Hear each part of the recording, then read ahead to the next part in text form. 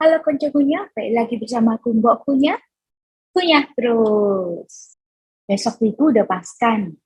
Jadi buat umat Nasrani, terutama umat Katolik, sebenarnya Paskahnya gongnya tuh memang minggu besok ya. Tapi sebenarnya masa-masa Paskahnya udah dimulai dari seminggu sebelumnya, yaitu Minggu Palma.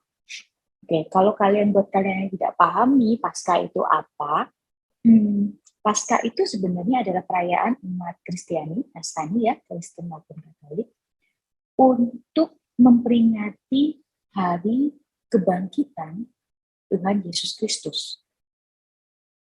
Jadi untuk umat Nasrani, kami percaya bahwa Yesus Kristus itu meninggal itu pada saat yang kami peringati dengan nama Jumat Agung, disalib gitu ya. Kemudian tapi pada hari ketiga, yaitu pada hari Minggu, dia sudah bangkit dari matinya. Jadi ketika dilihat, mayatnya tidak ada waktu hari Minggu itu. Tapi sebenarnya jauh sebelum ini ya, jauh sebelum umat Kristiani ada, sebenarnya Paskah itu sendiri sudah ada juga dengan namanya Passover. Jadi kalau di Nasrani itu ada di Perjanjian Lama, di mana pada saat itu Tuhan pernah bilang bahwa pada hari Passover itu, dia akan datang dengan menjadi Taurat, yang kemudian dia akan mengambil semua putra sulung dari setiap keluarga, tapi dia akan melewati rumah-rumah yang ditoleti itu apa tuh? Dilumuri dengan darah domba. Jadi rumah-rumah yang melumuri daun pintunya dengan darah domba akan dilewati dan putra sulungnya tidak diambil, seperti itu. Nah itu ada di Perjanjian Lama, tapi kemudian Passover ini itu memang tepat atau bersamaan juga dengan hari kebangkitannya Tuhan Yesus. Seperti itu. Di Perjanjian Baru akhirnya Paskah atau Passover itu adalah perayaan di mana Yesus Kristus bangkit dari mati, seperti itu. Lalu apa hubungannya dengan Easter? Karena kalau Paskah bahasa Inggrisnya adalah Easter. Terus ada telurnya, terus ada kelinci, itu apa ya? Oke, jujur aku juga harus searching dulu nih tentang itu. Jadi Easter itu sebenarnya untuk sebutan aja Easter, budaya dari timur seperti itu ya. Nah, kebetulan juga ini Paskah ini, jadi Paskah ini nggak tetap waktunya teman-teman. Waktunya nggak tetap, tapi menurut kalender, aku lupa, kalender yang memperhitungkan pergerakan matahari dan bulan. Jadi tidak hanya bulan, tapi juga matahari.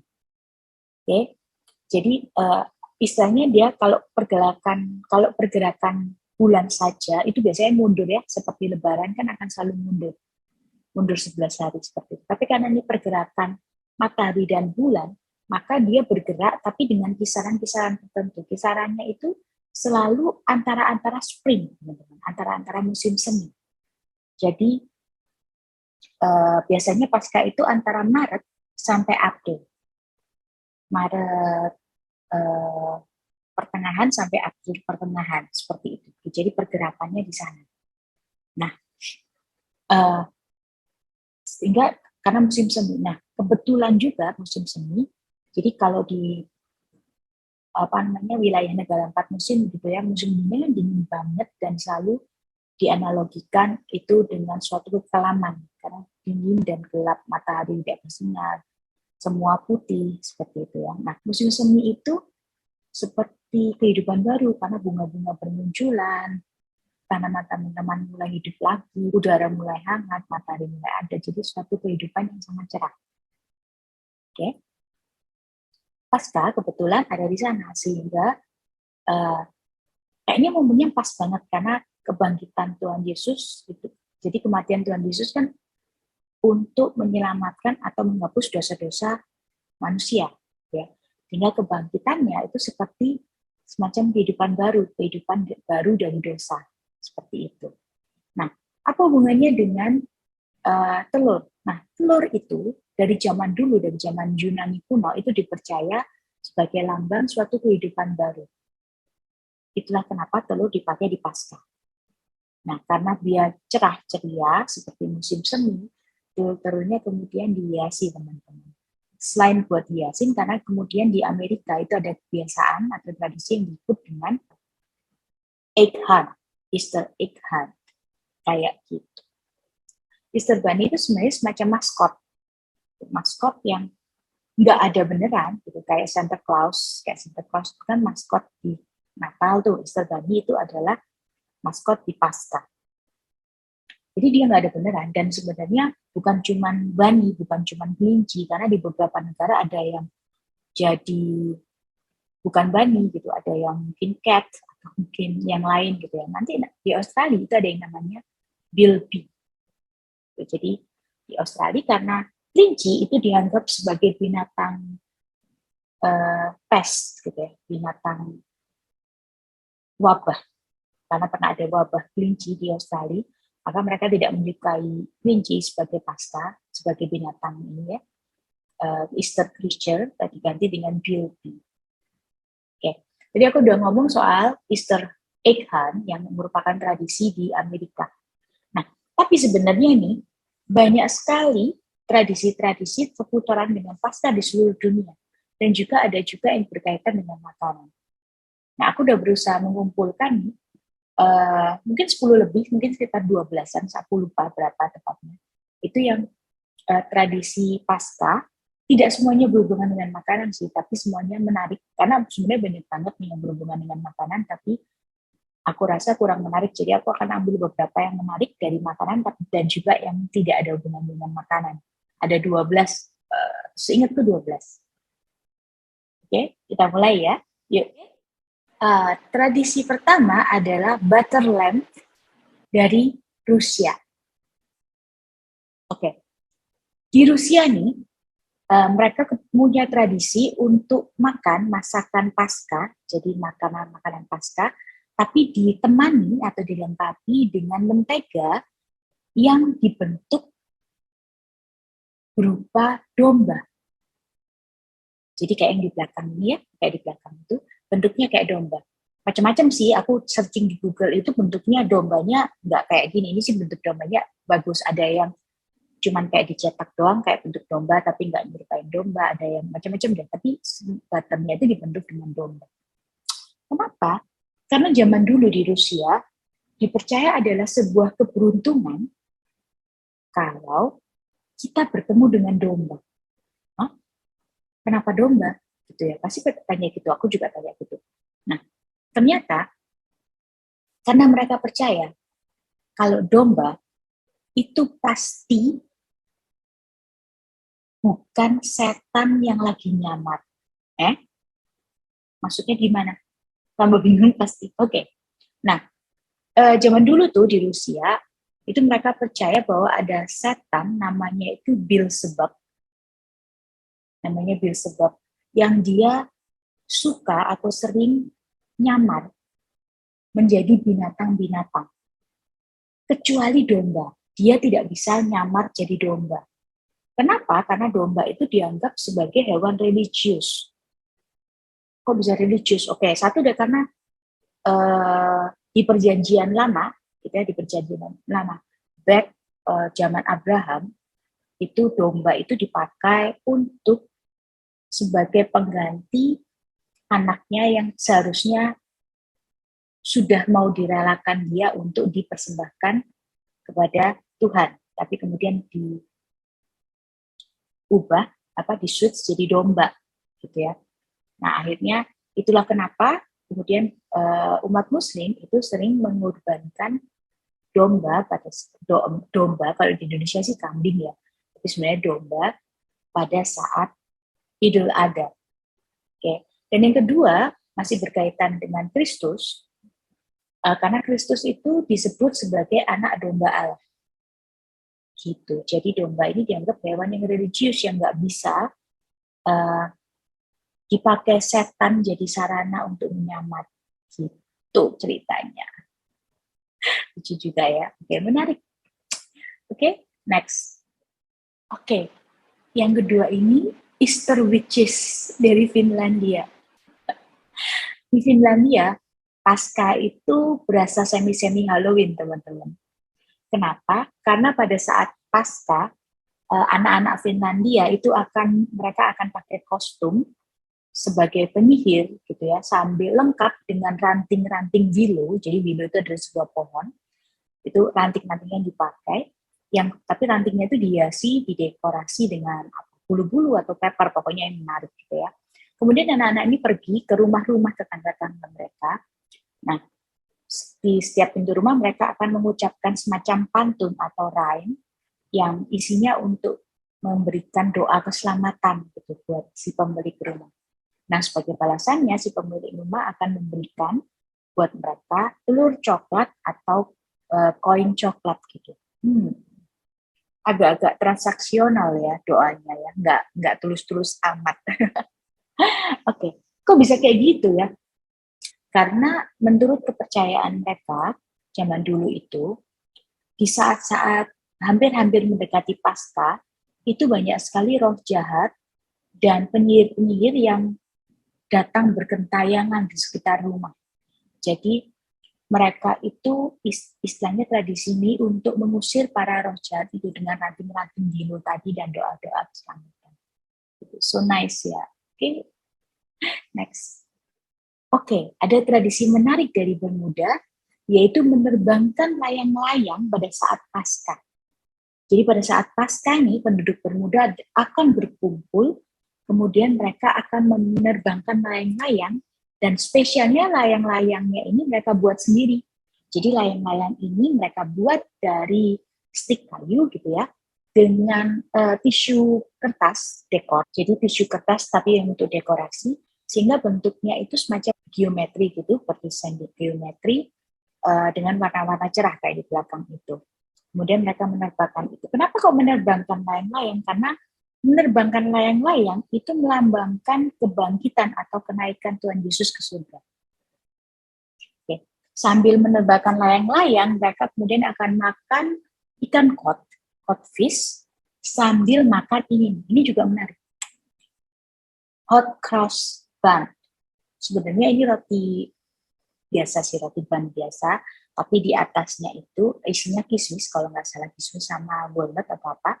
Terus atasnya itu dikasih icing sugar, kayak icing glaze berbentuk salib. Nah, ini roti ini biasa dimakan pada saat Paskah. Menarik ya.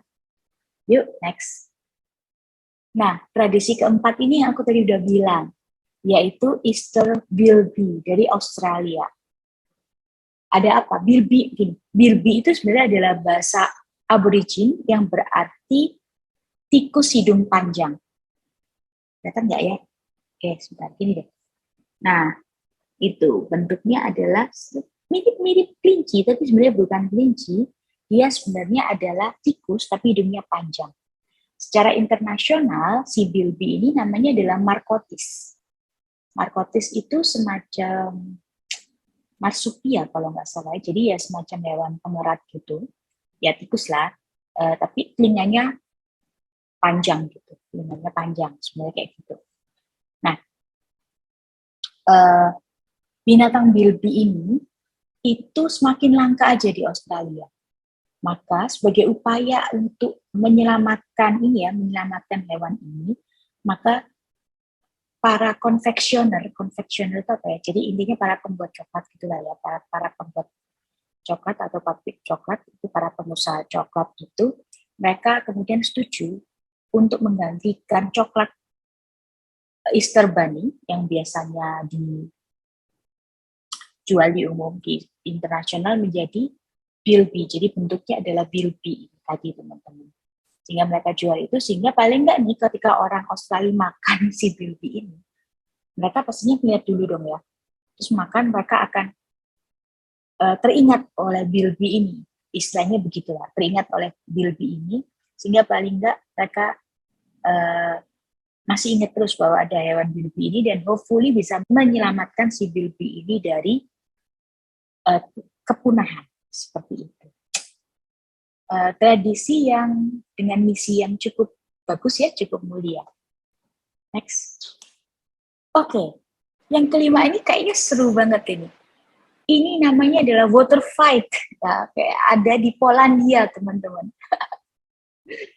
Nah, Senin Pasca, jadi hari Senin setelahnya Minggu Pasca, Senin Pasca kita bilangnya. Di Polandia, Senin Pasca itu dikenal dengan nama Senin Basah atau Wet Monday. Kok gitu? Oke, jangan berpikiran kotor dulu. No, no, no, no. Ingat bulan Ramadan, nggak boleh pikiran kotor ya. Oke, jadi kenapa namanya Wet Monday atau Senin Basah? Karena pada hari Senin itu, para cowok-cowok di Polandia, itu mereka akan ngejar para cewek-cewek dan membuat mereka jadi basah. Kemudian, cewek-ceweknya pasti dendam dong, dan mereka bisa melampiaskan balas dendam mereka itu pada hari keesokan harinya tuh, hari Selasa. Itu senjatanya bisa macam-macam.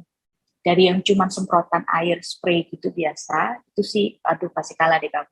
Atau sampai balon air, atau sampai ember gitu boleh deh, terserah. Jadi intinya begitu. Dan juga dipercaya nih, cewek yang paling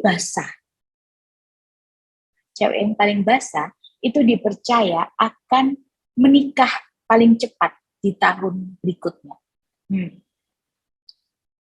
Oke, nah belum diketahui nih asal usul tradisi ini dari mana, kenapa gitu. Tapi dipercaya nih, karena gini, air itu kan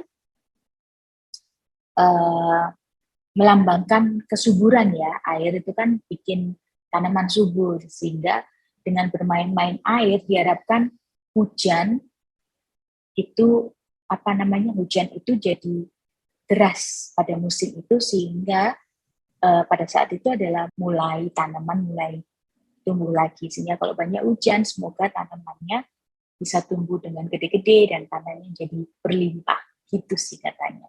Oke. Next ya. Oke, yang keenam, apa ini gede banget.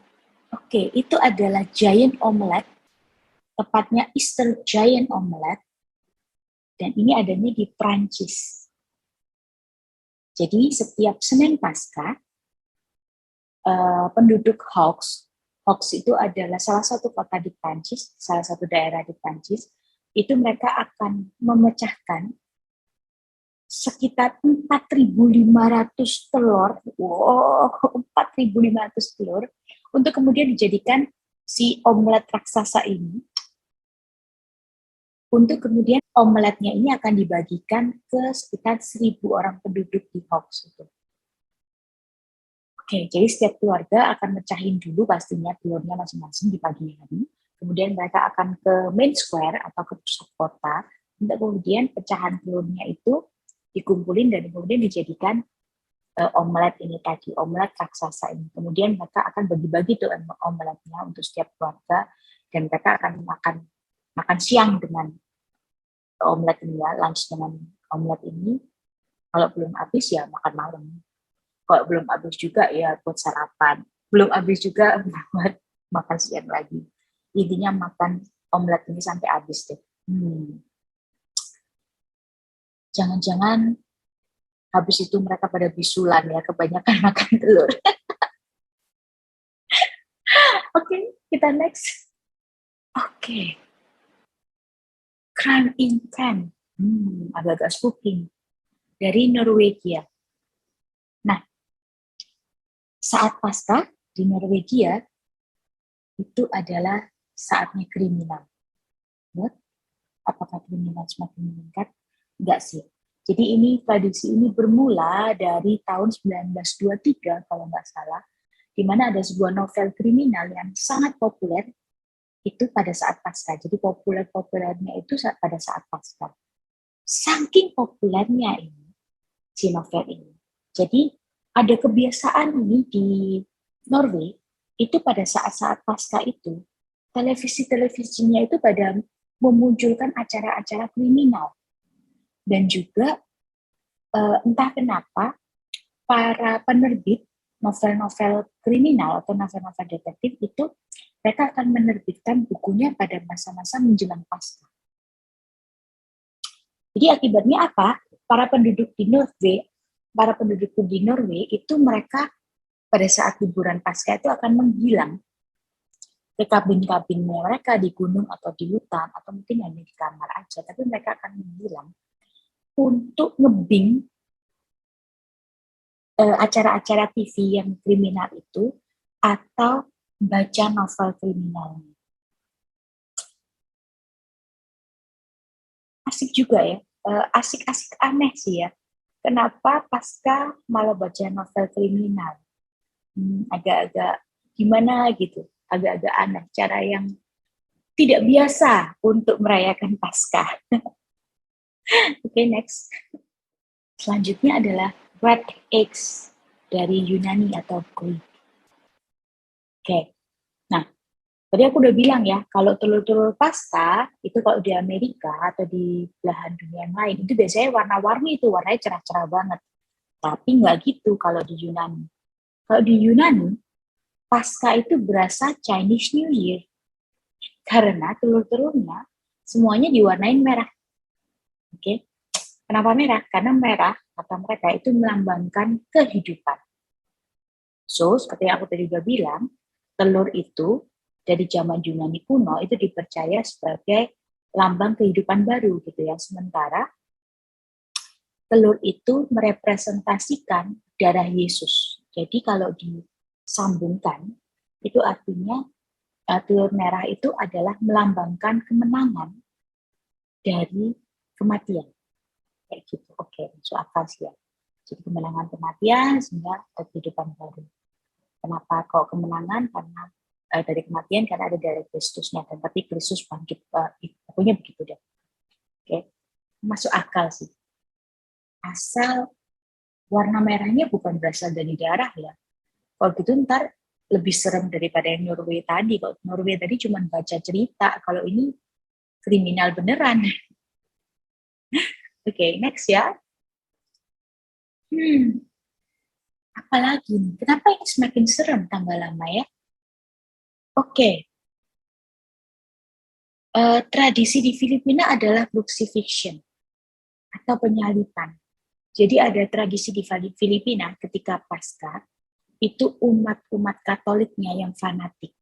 Mereka akan secara sukarela, beneran sukarela, itu menyalipkan dan mendera dirinya. Seperti Kristus. Jadi gini, bukannya di gereja Katolik juga ada? Iya, ada. Itu namanya, aku lupa, itu seperti kita mereka ulang, gitu ya, mereka ulang kejadian di mana Yesus itu mulai dari dia gendong salib sampai kemudian dia disalibkan dan mati. Itu memang gereja Katolik ada, tapi itu reka ulang dan semacam seperti drama, teman-teman. Jadi drama artinya apa? Salibnya bukan salib kayu beneran, salibnya itu biasanya pokoknya gabus atau apa yang enteng gitu ya. Dan kalau dipukul bukan dipukul beneran, jadi dipukul mainan. Dan disalib juga nggak disalib beneran. Gitu. Tapi kalau yang di Filipina ini beneran, teman-teman. Jadi mereka beneran dipukul, mereka beneran gotong kayu salib yang gede gitu. Dan mereka benar-benar disalib. Aku nggak tahu apakah benar-benar dipaku ya, karena kalau Tuhan Yesus dipaku beneran tuh. Nah, aku nggak tahu apakah dipaku atau enggak, aku nggak cari tahu sih asli. Oke, jadi mereka benar-benar istilahnya menyengsarakan dirinya seperti itu, ingin mengikuti Tuhan Yesus.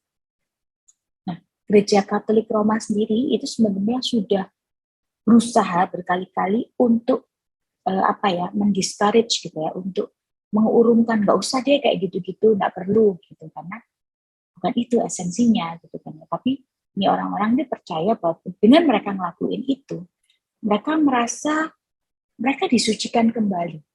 Karena mereka sudah mengikuti jejak Kristus, maka dosa-dosanya akan diampuni, jadi mereka akan jadi lebih suci. Seperti itu. Oke, itu sebuah tradisi, aku nggak bisa bilang itu salah, cuman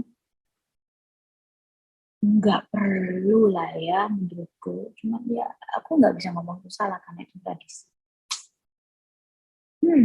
Oke, kita next aja ya. Oke, kita lanjut ya ke Portugal. Di sana ada tradisi yang dinamakan Easter Almond. Jadi, di 1 minggu sebelum Minggu Paskah, yaitu kita namakan Minggu Palma, anak-anak baptis, gitu ya, anak-anak baptis, itu akan memberikan ranting palma kepada orang tua baptisnya. Jadi bukan pada orang tuanya, tapi orang tua baptisnya. Lalu pada Minggu Paskah, orang tua baptisnya akan membalas dengan memberikan Easter almond ini tadi. Nah, Easter almondnya ini tentu aja nggak cuma almond gitu aja, tapi almond yang sudah dilumuri atau di-coat dengan manis-manis gitu ya, gula, coklat, karamel gitu, dan diwarnain warna-warni, asik banget nih. Oke, kenapa? Karena almond itu bentuknya mirip sama telur dan melambangkan seperti yang dia bilang, dia melambangkan suatu kehidupan dan musim semi kayak gitu. Ini kayak gini aja lah tradisi yang enak-enak aja ya. Oke, next. Oke, para cewek, kalau kalian kebetulan ada di negara Ceko dan Slovenia, pada saat Senin Paskah, mendingan sembunyi. Oke, kenapa? Karena pada saat Senin Paskah itu, para cowok itu mereka akan menguasai jalan sambil bawa whip yang sudah didekorasi. Kemudian mereka akan cari tuh cewek-cewek untuk kemudian di whip atau dipecut. Hah, why gitu. Oke, setelah aku baca itu ternyata mecutnya itu bukan bermaksud untuk menyakiti, tapi mereka untuk memberi semangat bagi para cewek untuk bisa bertambah sehat dan cantik. Like, gimana caranya kita bisa bertambah sehat kalau kita dipecut yang bikin sakit? Gimana caranya kita bisa jadi cantik kalau dipecut itu bikin luka atau paling nggak ada bekas merah gitu ya? Nggak masuk akal sih. Cuman ada lagi tradisi, ya sudahlah. Tapi aku akan ingat-ingat, aku nggak akan mau ke Cekoslovakia di saat Paskah. No, no, no. Next. Oke, yang terakhir ini adalah pretzel distributing, asalnya dari Luxembourg. Oke. Pretzel distributing ini, tradisi pretzel distributing ini sebenarnya bukan tepat pada saat Paskahnya, tapi sebenarnya di minggu ketiga pada saat Prapaskah. Minggu ketiga ini dikenal di sana dengan nama Pretzel Sunday atau bahasa Inggrisnya Pretzel Sunday. Pretzel Sunday, Pretzel Sunday, oke, get it? Nah, ini sebenarnya apa sih? Ini sebenarnya Valentine versi Luxembourg sih kalau aku baca-baca ya. Jadi ceritanya gini, pada minggu ketiga itu para cowok itu akan memberikan pretzel kepada uh, para cewek. Gitu ya. By the way, pretzel itu apa? Pretzel itu adalah semacam roti yang fluffy yang kemudian dilapisi dengan icing sugar dan almond kalau versinya Luxembourg seperti itu. Nah, para cowok akan membagikan pretzel kepada para cewek. Kalau kalau uh, pretzelnya diterima sama si cewek, maka pada saat Minggu Paskah, tadi kan minggu ketiga, pada saat Minggu Paskah, si cowok boleh mampir ke rumahnya cewek itu, kemudian ceweknya akan ngasih telur Paskah, telur coklat Paskah. Hihi, so sweet, so sweet. Gitu ya. Lucunya adalah, kalau tahun itu adalah tahun kabisat, maka tradisinya dibalik. Jadi yang ngasih pretzel itu si cewek, kemudian kalau cowoknya terima, ceweknya bakal datang ke rumah cowoknya untuk dapat telur Paskah. Wow, kesetaraan gender dari segi pembagian pretzel dan telur pasca. Nice job, Luxembourg. Oke teman-teman, itu tadi adalah tradisi-tradisi pada saat Paskah atau masa-masa Paskah lah ya, karena tadi yang terakhir adalah masih belum Paskah, dimulai dari Prapaskah gitu. Menarik ya. Oke. Nah, gimana kalau di antara kalian adakah tradisi yang mungkin kalau kalian tinggal di luar negeri atau tahu gitu, adakah tradisi yang mungkin ketinggalan? Please let me know dengan komen di bawah, atau mungkin makanan Paskah yang menarik itu seperti apa sih kalau di keluarga Anda, misalnya Anda yang merayakan Paskah, itu makanannya apa nih? Gitu. Kalau di keluargaku jujur sekali lagi nggak ada makanan khusus sih pastinya. Juga jangan lupa untuk komen, itu kasih tahu ke aku, Anda mau aku untuk review makanan apa, ngicip makanan apa, mau ngedu makanan-makanan apa, atau juga mau aku research tentang hal-hal yang berbau makanan atau hal-hal yang berbau tradisi yang terkait dengan makanan pastinya.